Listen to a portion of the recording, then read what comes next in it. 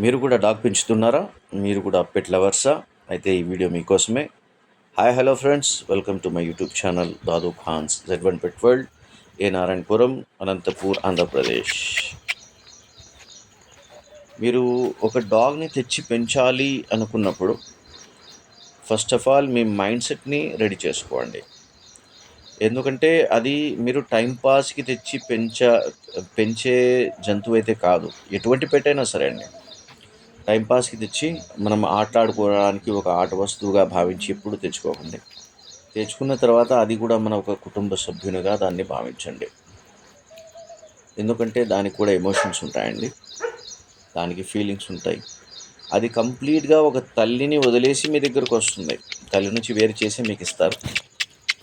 ఇచ్చిన తర్వాత అది కంప్లీట్గా మిమ్మల్నే తన తల్లిదండ్రులుగా భావిస్తుంది, తన ఫ్రెండ్గా భావిస్తుంది.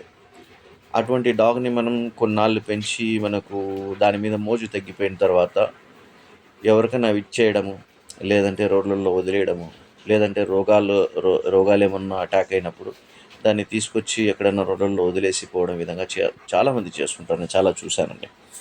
దయచేసి ఇలా చేసే వాళ్ళు డాగ్స్ని పెంచకండి.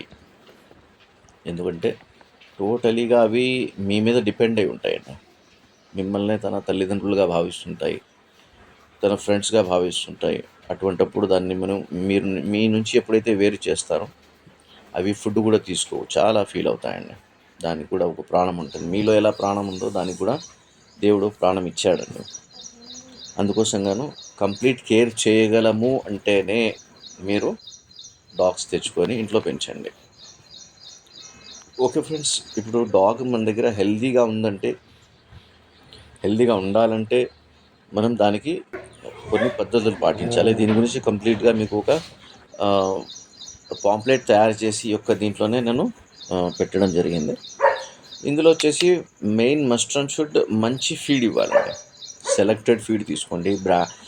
బ్రీడ్ వైజ్ మనం ఫుడ్ ఇస్తే కన్నా దానికి చాలా బాగా ఉంటుంది.